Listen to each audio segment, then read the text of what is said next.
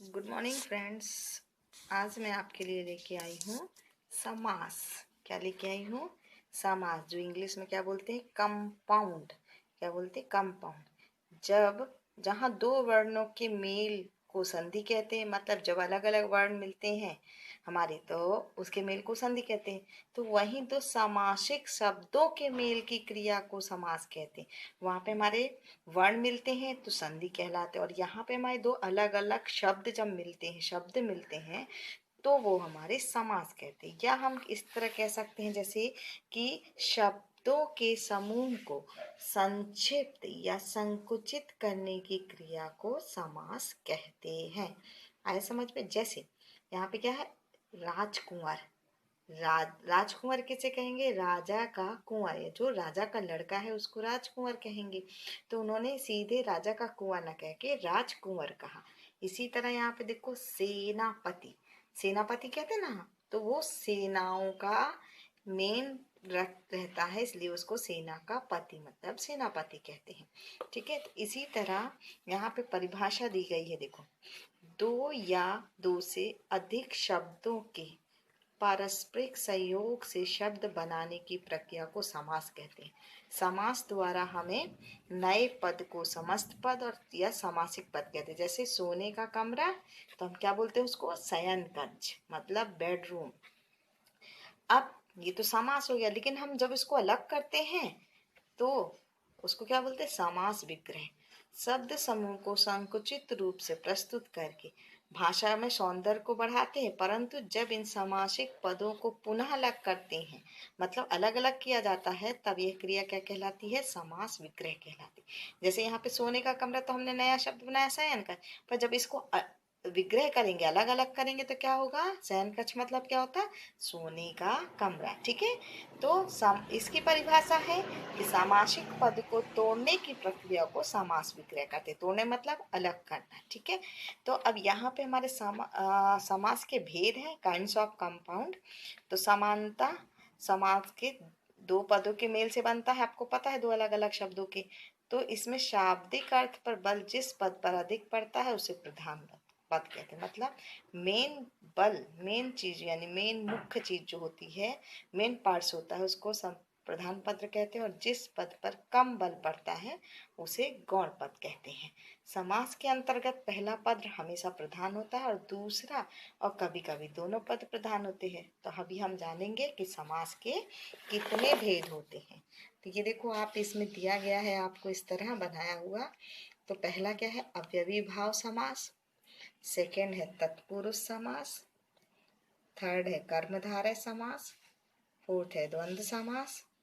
फिर द्विगु समास, और लास्ट है बहुब्रीहि समास। अब अव्ययी समास किसे कहेंगे?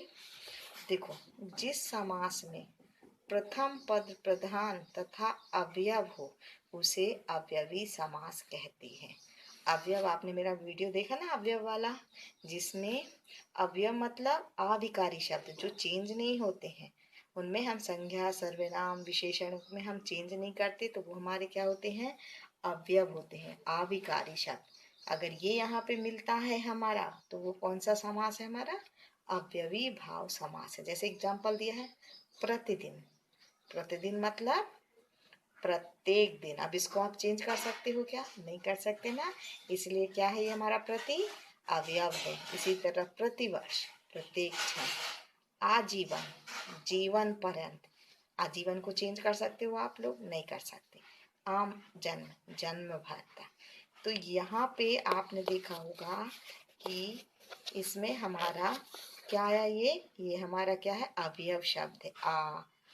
मरण, ये कैसे हमारे अवयव शब्द? यथाशक्ति, शक्ति के अनुसार। तो ये अवयव समास है। तो हम इसको कैसे पहचानते हैं? हम इसको पहचानते हैं अव्ययी भाव समास को, जिस पद में अवयव होता है, प्रथम पद प्रधान होता है और अवयव होता है, उसको हम अव्ययी भाव समास कहते हैं। तो देखो, इसमें बहुत सारे एग्जाम्पल दिए गए हैं, आप देख रहे हो ना। बेहिचक मतलब बिना हिचकिचाहट। बेमन, बिना मन के। कहते ना, तुमने ये काम बेमन से किया है, मतलब तुम्हारा मन नहीं था, इसलिए बिना मन के। बेरोजगार, ये तो बहुत ही ज्यादा चल रहा है आजकल, बिना रोजगार के। इसके बाद सेकंड है हमारा तत्पुरुष समास। इसके अंतर्गत प्रथम पद गौण और अंतिम पद प्रधान होता है। अब इसमें अपोजिट है, इसमें लास्ट वाला जो सेंटेंस है हमारा वो मुख्य रहता है और पहला पद गौण रहता है तथा पूर्व पद में कारक का लोप करके दोनों पदों को मिला दिया जाता है। अब इसमें ये भी है कि हमारे कारक चिन्ह होते हैं ना, का, के लिए, से, के द्वारा, संबोधन, तो सारे कारक चिन्ह केवल दो को छोड़ के बाकी इसमें आते हैं। जैसे देखो विद्यालय, विद्या का आलय, ये आया ना कारक चिन्ह का। कर्ता ने करण को करण से संबंध का। वातावरण, वात का आवरण, राजपुत्र राजा का पुत्र। तुलसी चरित, तुलसी द्वारा चरित, के द्वारा आया ना, ये हमारी क्या है, कारक चिन्ह है।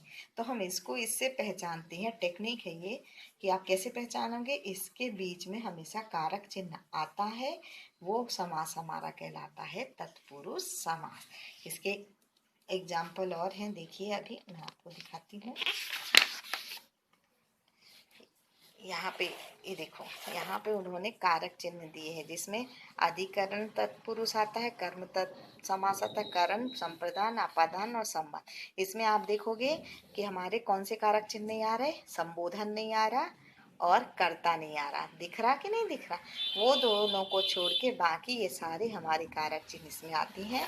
तो जैसे मैं आपको यहाँ पे मेरी बुक में मैंने लिख के रखे हैं, ये देखिए, जैसे यहाँ पे बहुत सारे हैं, दिख रहे, सिर तोड़, सिर को तोड़ने वाला, मन चाहा, मन से चाहा, देशभक्ति, देश के लिए भक्ति, गौशाला, गौ के लिए शाला, हथकड़ी, हाथ के लिए कड़ी, दूरगत, दूर से आगत, स्नान घर, स्नान के लिए घर, कला श्रेष्ठ, कला में श्रेष्ठ। दिख रहे, ये सारे हमारे क्या है, तत्पुरुष समास के उदाहरण है, एग्जाम्पल है। ठीक है, दिख रहा आपको। अब इसके बाद हमारा थर्ड है कर, हमारा सबसे लास्ट में हमारा यानी थर्ड वाला है कर्मधारय समास। थर्ड क्या है हमारा, कर्मधारय समास। अब कर्मधारय समास को आप कैसे पहचानोगे कि इस समास के दोनों पद प्राय उपमेय या उपमान होता है, अर्थात जिस समास का पूर्व पद विश्लेषण और उत्तर पद विशेष होता है उसे कर्मधारय समास कहते हैं। और यहीं पर क्रम उल्टा भी हो जाता है। जैसे अभी विशेषण कैसे कहते हैं, विशेषण किसे कहते हैं, आपने पढ़ा है ना कि संज्ञा या सर्वनाम की जो विशेषता बताते हैं उसे सर्वनाम कहते हैं। कहते हैं कि नहीं कहते। तो यहाँ पर भी हमारा जब हम देखते हैं कि हमारा ये है, एग्जाम्पल दिया है पीताम्बर, मतलब पीला है जो अंबर। अब अंबर मतलब अंबर की विशेषता यहाँ क्या बता रहा है, पीला बता रहा है। विशेष क्या हुआ हमारा अंबर और उसकी विशेषता क्या हुई, पीला। तो यहाँ से हम पहचानेंगे जो विशेषता बताते हैं है, और उसमें से आप ध्यान देना है जो के समान, ये कुछ आपके एग्जाम्पल है, के समान है जो, इसके द्वारा आप पहचान सकते हो कि कौन सा है समास हमारा, कर्मधारय समास है। कमल नयन, कमल के समान नेत्र, कनक लता, कनक के समान लता। इसी तरह यहाँ पे भी कुछ एग्जाम्पल दिए गए हैं, देखो मधुरस है जो आया ना, और के समान, ये देखो सेम आ रहा है। इससे आप पहचान सकते हो कि ये कौन सा है हमारा, कौन सा है, कर्मधारय समास है। इसके बाद हमारा आता है द्वंद्व समास, द्वंद्व समास। अब आप इससे क्या समझ में आ रहा है, द्वंद्व मतलब क्या होता है, युद्ध, क्या होता है, युद्ध।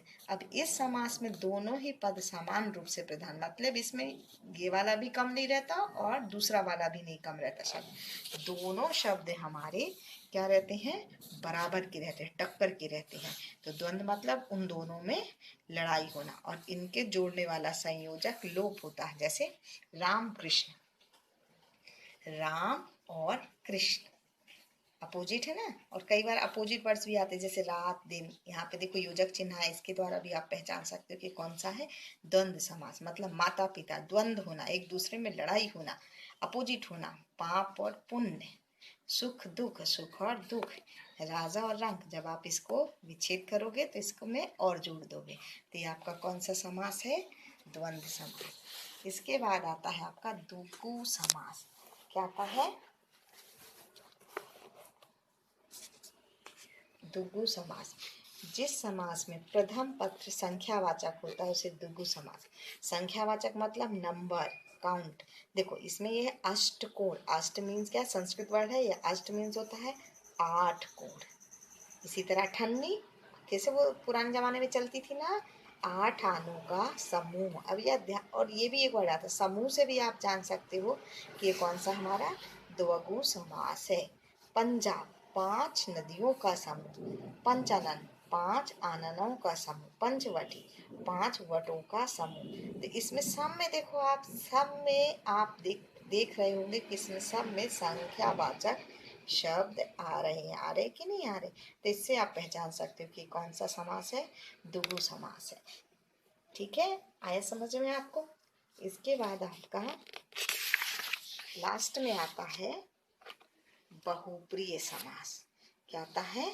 बहुप्रिय। जिस समास का अन्य पद प्रधान होता, मतलब न पहला होता है न दूसरा। जब विग्रह करते हैं तो वो नया जो शब्द बनता है वो प्रधान होता है। जैसे यहाँ पे दशानन है, 10 मुख वाला। 10 मुख वाला कौन है? 10 सिर किसके थे? रावण के थे। तो यहाँ पे नया वर्ड आया ना, रावण। तो ऐसे शब्द जिनका हम विग्रह करने पे, अलग करने पे जब नया शब्द निकलता है उसको हम बहुप्रिय समास कहते हैं। ठीक है, जैसे यहाँ पे है चक्रधर। चक्रधर मतलब चक्र को धारण करने वाला। चक्र को कौन धारण करता है? विष्णु। चंद्रशेखर, जिसके शिखर पर चंद्र है अर्थात कौन है? शिव। लंबोदर, लंबा है उदर जिसका, कौन है? गणेश। वीणा पाणी, जिनके हाथों में वीणा है अर्थात कौन है? वीणा, जिसके है वो बजाती है, हम वंदना भी करते हैं, सरस्वती माता। ठीक है, तो आपको ये समझ में आया? ठीक है, तो ये आपके क्या हुए? समास हुए। ठीक है, तो आपको ये पसंद आया हो वीडियो तो लाइक कीजिए, शेयर कीजिए और सब्सक्राइब कीजिए।